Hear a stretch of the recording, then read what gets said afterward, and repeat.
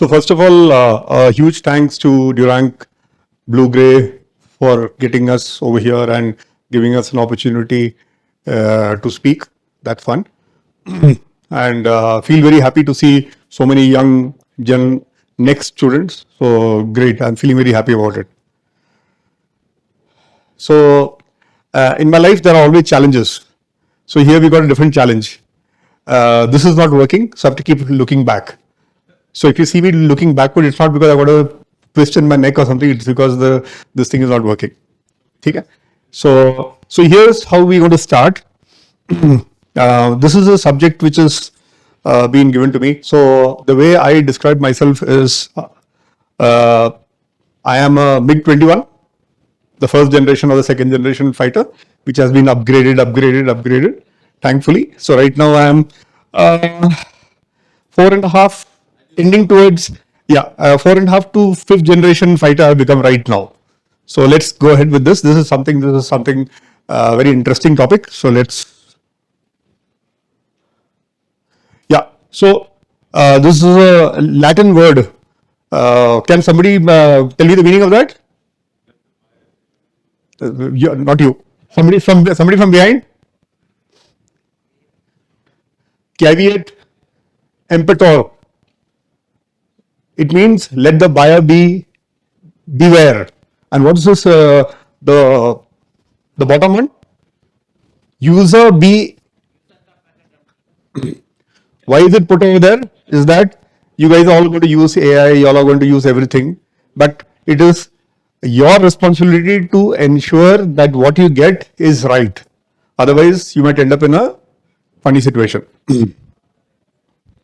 So this is what I want to speak about, and we'll take it from here. So at this point of time, everybody keeps talking about AI and everywhere. So my mother, she is 84, going on 85. She uses technology too. If you give her a tab, she plays Spider Solitaire and she looks at YouTube cooking videos and stuff. So that is, for her, it is fit for her purpose. So I am Paul and this guy is you know who. So if I was that person, I would have been speaking to you all about coding. So because I am Paul and you guys are not coders, so we'll not speak about coding. I don't want to embarrass myself, so we'll keep on going ahead. So you know what, it's very funny thing about this AI. Everywhere is AI. So when people tell me anything and everything, they said, oh my God, you know what, AI is happening here, AI is happening there. And the best part is that's what I thought I saw. It's a bird, it's a plane, and it's Superman. But is it actually that? So this is, because of the fact that people keep telling that everything is AI, but is it actually AI? If you go and actually look at the different, if you do some research, there's a whole lot of ML which is happening over there. And people fashionably use to appear to be more cool. Oh, you know what, I'm working with an AI tool. Is it required? When you want to break an egg, do you need a 5 kilo hammer to break the egg? You can just use the back of a spoon to break an egg. Is it fit for your purpose? So that's a question that you have to keep asking yourself. And this is why I brought this up. Again, going back to AI. So I am a coach too. So during my coaching session, the first question that I asked the client is, what do you want to discuss today? I might know how to cook. I might know how to do martial arts. I might know how to do calisthenics. But is it that what they want to listen to? So until unless we understand what is required, you cannot, give a solution. So while I was sitting over here and listening to the different people speaking, it almost for me, and if you guys know me, I'm a person who likes analogies. So for me, it was like watching the fearsome West Indies fast bowlers, Colin Croft, Michael Holding, Joel Garner, who's the other one? Marshall, all bowling. You have got all high-powered speakers who came and spoke. Then I said, okay, you know what? The highest wicket taker at that point of time was, there's a guy called Lance Gibbs. He had taken the first person who had taken more than 300 wickets. I thought, okay, let me be the Lance Gibbs. So why I'm saying is that this is my perspective on this entire activity called AI. AI is a huge field of work, and the more you explore, you have to understand how you can use it for your purpose. Again, for your purpose, how is it required?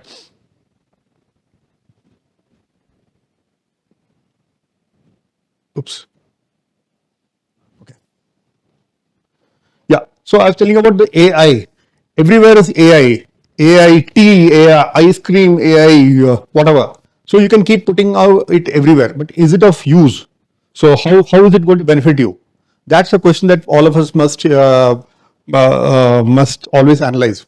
Some days back, I was seeing this video of a person opening a car door. So normal people open car door is that you press that remote button and then you go and pull it open. Here, what they've done is that they've done something over there and you do some hand action in front of the door and the door opens by itself. Is it required? Maybe it's required for that person. For me, my hands are still working. I will like to pull open the door. Is it fit for purpose? So this is, while again going through this thing, I was looking at the definition of AI. So one of the most important thing that I saw was that AI simulates human intelligence. It does not replace human intelligence. So a whole lot of times people say that, oh my God, AI is going to come and AI is going to replace me and AI is going to do that. At times, people use this AI as a fig leaf to implement head count, what should I say, cutting. So that's a very wrong way of putting it. It's a question of how to use it in the right way. So AI will not replace us. So that is something that all of us have to believe. As security professionals, I'm sitting in different conferences. Each time we are told that Gary used this word, that let's not use the word physical security. I used to use it till now. So the physical security persons were told that, you know what, your life is going to come to an end. You are not going to be, you're going to be irrelevant. So it's not a question of you being irrelevant. It's like that old story of there were two guys walking down the road and walking in the forest and a bear came. So one guy got down and he started wearing shoes. So the guy says, you can't outrun the bear. He says, no, I have to just outrun you. So going back to what the professor had said, how many of us has invested our time in learning the newest technology? I did not raise my hand because I have not. I plan to do that. So it's a question of us understanding the latest technology to use it for our purpose so that you can become a better person and you can use it to the best of your ability.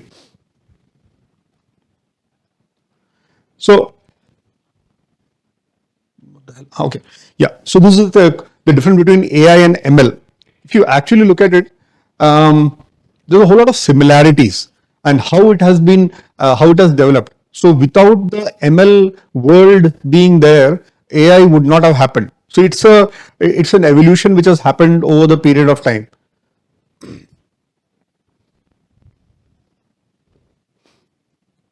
So this is a very interesting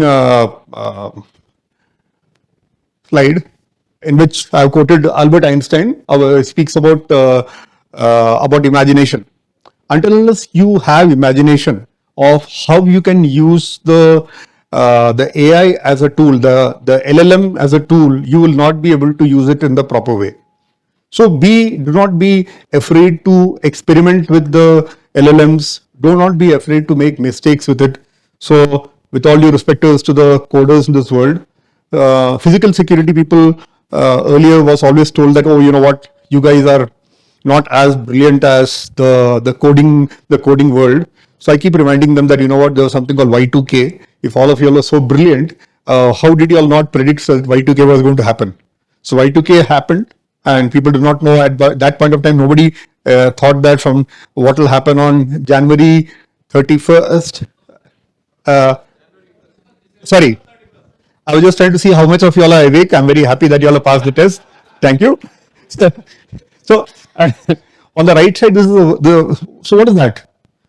It's a washing machine. So that's what do you think? That's a washing machine. It's a washing machine, and you can use the washing machine in different ways. So you know what? This is what people have done. In India, especially in parts of Jammu and Punjab, they've used the washing machine to churn out lassi. So I'm very sure the Samsung and the other people never thought that they would use it that way. So again, why I'm telling that the true science of intelligence is not knowledge but imagination. So unless you imagine what you have to do, how you can use this entire what should I say tool that you have in your hand, it will be a difficult task for you. So again, AI. Can AI do this? So the first wheel, the thing on top is the first wheel which was invented in Mesopotamia many centuries back, and the other is I'm sure all of you who guys know drawing and all that.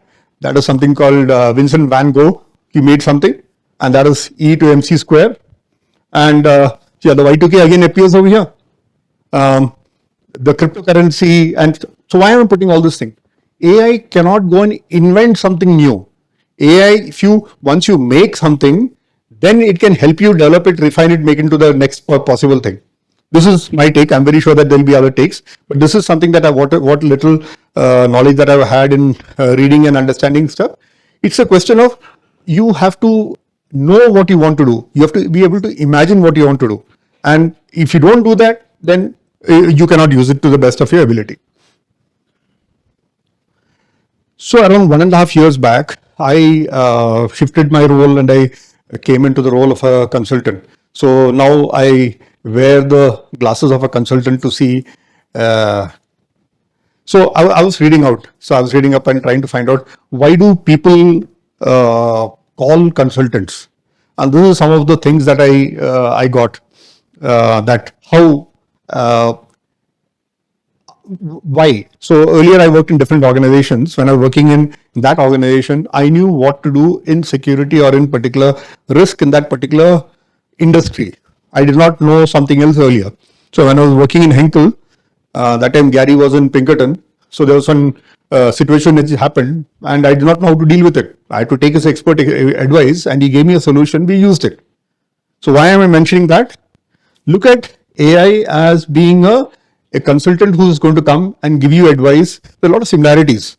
There are lots of like a consultant, because of the fact that he gets exposed to different verticals or different industries. So his subject knowledge will happen to be a little more than what you are, because you are exposed to one particular organization. So why I'm telling you this is that you people must not feel frightened of, oh my God, AI is going to come and I'm going to get left behind and all that. No, AI is a tool. Look at AI as a consultant. So next question comes.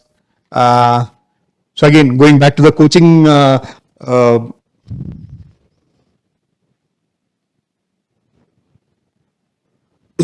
coaching thing. Coaching, my first question is, what would you like to discuss? So when we go to a client, I've been at fault too when I was working in different organizations. So I was so focused on giving a solution instead of trying to listen to what was happening. I was very interested in giving a solution. So it did not work out very well. Now when I look back, I wish I had listened to people more. So there was this joke I was telling somebody outside. There was this couple of orthopedic surgeons who were standing and looking at one gentleman walking across the road, and the guy was walking with a limp. So one guy says, oh, you know what, he's got a slip disc. Other guy says, no, you know what, he's got a meniscus tear. Other guy says, no, you know what, he's got something else. And when the guy comes close, he asks, what happened to you? He said, oh, my slipper is broken. So until unless you understand the problem statement, you will never be able to do that. So listen to, if you guys have heard that the Durang's, the first case study, what happened, they understood what was required from them and they made it available. They gave the information back to them, and it's very important that the information that was given back was to be able to be interpreted by the lowest common denominator, that is the constables. So having a AI system, good, but why do you want to use the AI system, and what is the result that you want from the AI system is something that you want to do. In the world of consultancy, when you talk to consultants, people say that sometimes clients do not know what they want. So it's very important for us to ask clarifying questions. So before you go into the AI field, understand what you want. Is it you just want to, you're planning to act cool by stopping to use Google and use ChatGPT to ask who scored the highest run in the last cricket match or something? That is, well, it's a use, but you can use it definitely better. So these are some of those high-level views wherein AI can be used the way where we do. All of us would have seen different movies wherein you have huge command centers with numerous amounts of what should I say, monitors and people sitting over there in front of it. All of us who have been in this field would know that after a certain period of time, there is a certain amount of what should I say, stress which happens, tiredness which happen in persons. I forgot the timing of it. After a certain period, what is it? There's some time of it. Like after a certain time, the control room monitor person, he cannot see anything. He's seeing things, but he's not seeing anything. So that's the place where all these things happen. And all of us who have been, like Prashant from Amazon was quoting about investigation. So when investigation used to happen, we were told that, okay, you know what, go from, we need something which has happened this date to this date, or this hour to this hour. And then you go and do the scrolling part of it, your fingers will go for a toss. Until unless you have you've written a code, you've written something telling that, okay, you know what, this is how I want to find this out, this is the identifying what should the item, you will not be able to do it. So let's be smart about it, let's understand what it can do, and that's how it can be used for us. Again, your imagination is the only thing which will restrict you. So this is what I keep telling. If you don't ask the right questions, you'll always get the wrong answer. So the right question will always lead to a right answer. Maybe not the fully right answer. Maybe you got to ask more clarifying questions to do that. So why am I telling you that? Is a friend of mine told that interacting with the AI is like having a conversation. If you going to tell him that, okay, you know what, how does Rafael fly? Or I told a very random example or some such thing, he will not give you. To start off slowly, you have to keep on asking him. You have to keep developing that prompt. Professor Sanjay, so he told about the way his prompts are created so that it gives the information that he wants to the most accurate form. So it's very important for us to keep understanding that and asking the right question. So prompt engineers, understanding that it is something that is worthwhile doing so that you can get the benefit of the information which is coming. And again, the first quote which I wrote over the Latin one, user impetor. Please do not trust everything as this is from the word of God. Ultimately, it is not.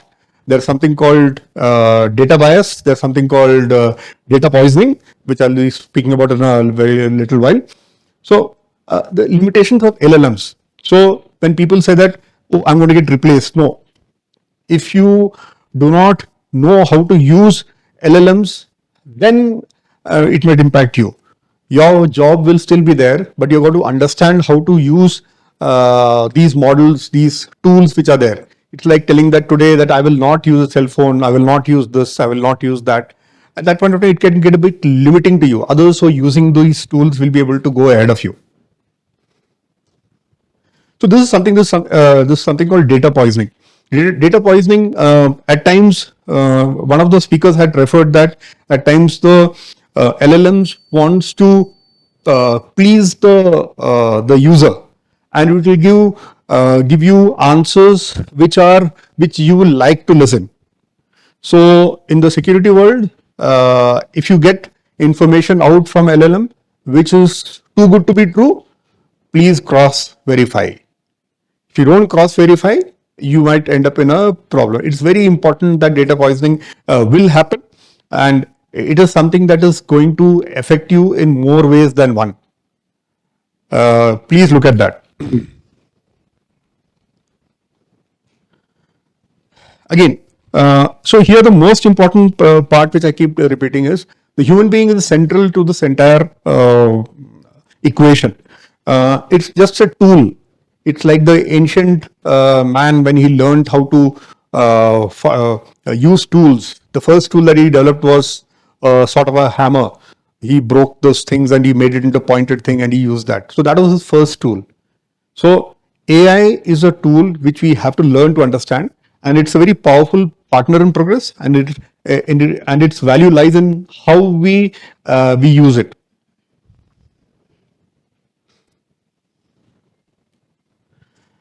I attended one conference. So this is something that I read and it stuck to my mind. So AI is magical, but it's not magic. Why is it not magic? Why is it not magic? Because at the end of it, there are a lot of code which are written over the back. There is a lot of analysis, a lot of all the speakers did speak about how these systems learn from the peculiar organization or the place that they are put into. So an AI-based system, if deployed in X organization, may not be relevant for it to be developed in like for example, a supply chain organization. If it is put over there, the same, you just cannot go and cut, paste it and put it into an organization which is like a BPO sort of environment. It does not work that way. So you have to understand that, and you cannot buy a ready to fit AI product which will be just be right enough for you. Again, this is something that I like quoting. So I come to the, so what is common between Usain Bolt and the bumblebee? No. So I'll give you an example. No. So Usain Bolt, if he had tried to join the Indian Army, he would have got rejected. Why? Because he was flat-foot. The guy was flat-footed and his one leg was longer than the other. And so why the bumblebee? As per the laws of what do you call that? Aerodynamics, it's not supposed to fly. So people will come on telling you, oh, you know what, you guys are physical security guys, you'll not be able to do this, you'll not be able to do that. Please remember, a flat-footed guy is the fastest man on the in the planet, and the guy who is and the bumblebee, which is not supposed to fly, is still flying. So learn to use your the tools which are around you. If you do not know how to use it, there was one very useful slide which was put up by Professor, in which he told the different tools which are available, and people also told that there are a lot of free tools which are available which can be used for empowering understanding how we can use this tool better. So thank you at the end of it, and I wish you all well, and I'm very happy to note that in spite of the heavy lunch, nobody has fallen and hurt themselves. If you guys have got any questions, the question should start off with what, why, where, when.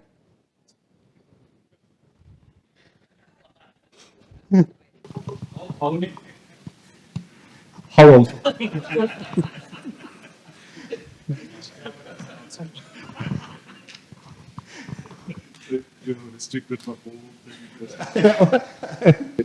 Obviously, if they would ask me more complex question, I will say that Srinivas, Vamshi, or Professor or Gary will respond to it.